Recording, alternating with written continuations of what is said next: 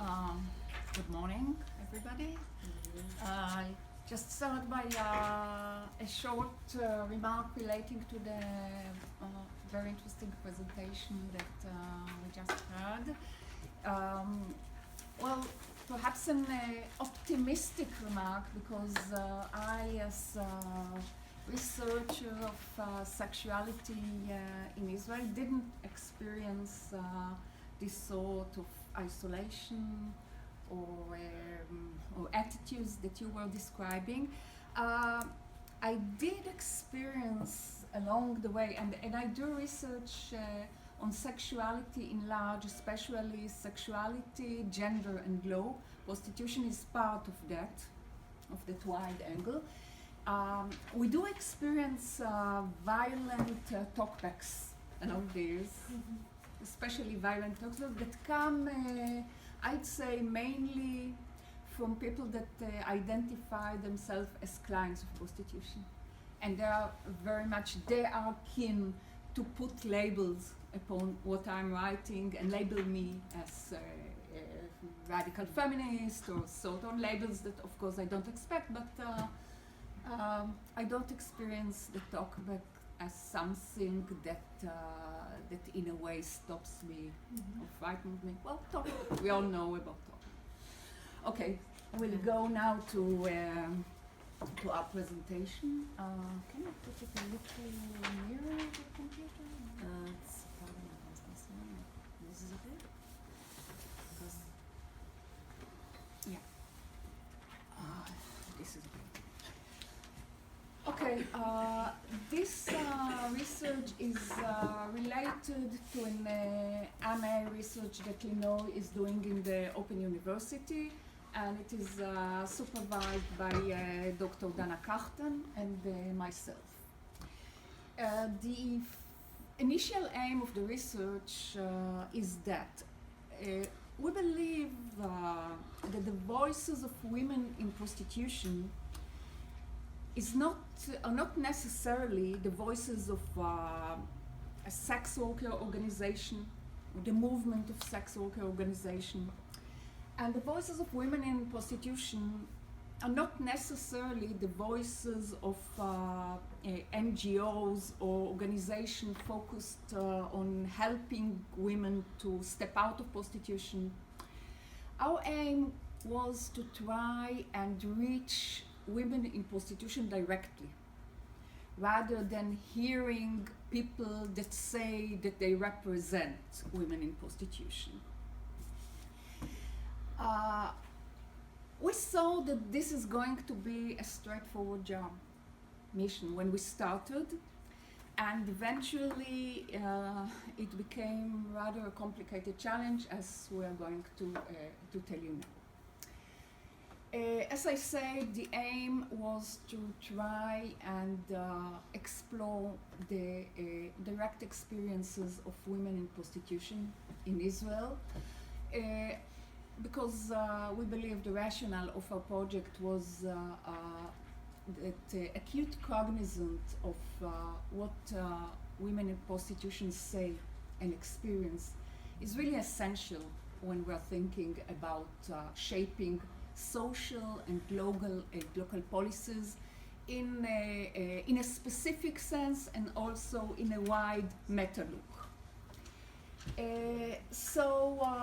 We were aiming to conduct interviews, semi-structured, in-depth interviews with Israeli women in prostitution in different contexts. We were aiming to reach as many contexts and locations and experiences.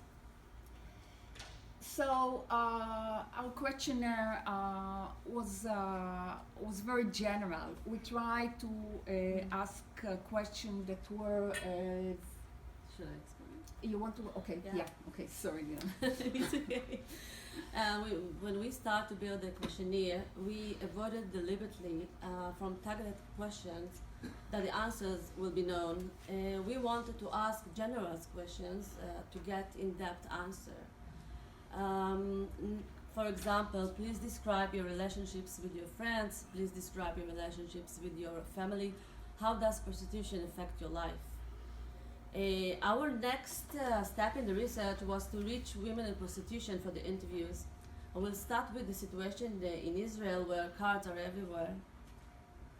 It means on sidewalks, on benches, on car windows. Everywhere that you turn, you see cards. So we decided to follow the cards. Yeah, the public view is full with access. I mean, you may think that you just can pick up a card and then get access to the woman behind the card. Yeah. Unfortunately, we weren't able to get interviews from the cards, and maybe the reason for that we'll discuss later. We decided to turn to the internet. In Israel, there are hundreds of internet sex sites that by one click you get inside and have directly phone numbers of women in prostitution. Even there, we weren't able to get interviews either. Our methodological challenges divided into three main subjects. I will present the first one. Associations and organizations, regulated and non-regulated NGOs that provide services for women in prostitution. I will present few of them.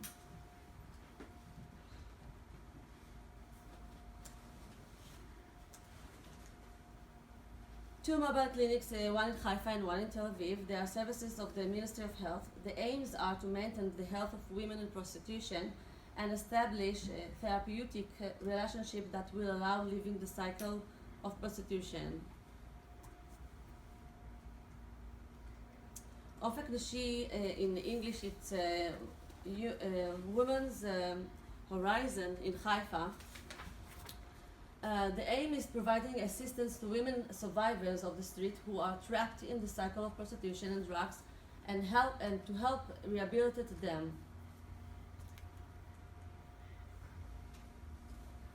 Salit, an urban project that was established as a part of a national project to eradicate prostitution in all its aspects and providing an appropriate treatment solution for women trapped in prostitution. Both organizations, Ofek Nashi and Salit, provide emergency apartments, hostels, day centers, and occupational recovery. Training the table promotes economic advancement for women exiting the cycle of prostitution, addressing the main obstacles they face in their way to create a new life by offering vocational training, business hub for their own creation and employment. And the last one is Isha Isha in Hebrew, says Women to Women in English, Haifa Feminist Center, is the oldest grassroots feminist organization in Israel and one of the leading voices of women's rights in the country. We wrote mails to the organization and association to try to get cooperation. I must mention that the mails included approval from the research committee of the Ministry of Welfare, and some of the organizations are subordinate to them. Some of them never answered even if we wrote a few times. Some of them showed willingness to help, but we didn't hear from them. And some reacted in this way. It seems that your questionnaire does not fit our activity. Currently, we do not have suitable interviewees. A quote from an answer from an organization operating a safe house for women in prostitution. Look at that. So it's it. No, the first one I just put it. Yeah. Okay, so I take it from there. So as Linoy just described, we couldn't get any assistance from those organizations. Even organizations, when we knew that they have many women they have link with, they simply refused to give us access. So the next step was to try to reach women through the phone numbers in the cart, in the internet site. We didn't manage to speak even with one woman through these channels. When the women themselves answered, when they heard that we are interested in interviewing them, talking with them, and not buying sex, they usually just hung up. Sometimes men answered, and then we get some curses, some threats. We have an example here. One of the owners of the women or men said simply, "I'm not interested in my women's participation." So it was impossible to get any participants through that channel.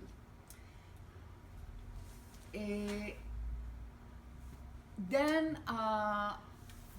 we'll tell you how finally we found the women we talked about, but it's important to indicate that even when we found a woman that agreed to talk with us, it didn't develop into contacts to other women. Usually when you are doing this kind of research, there's the snowball impact. When one person leads you to another person and to the friend to another person. In this case, it never happened, because when we asked a woman to lead us toward friends or other women that will consent to be interviewed, the answer was something like that. I spoke with a few, but no one agrees. Well, you know, it's not pleasant for them, and they're just not proud of it. So it was very difficult to use even a success to get more participants. I'll tell you what we did finally. We talked with friends who had wide Facebook connections, and they delivered the message through their Facebook or other social networks they had.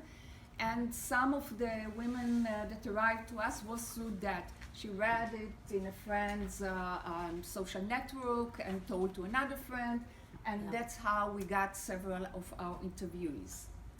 Then we went to places where there is street prostitution in Israel, and we have some of the women that we interviewed. We approached them there in the street, and we also finally had, I think, 2 women that those organizations, those NGOs and organizations, finally agreed to give us access to.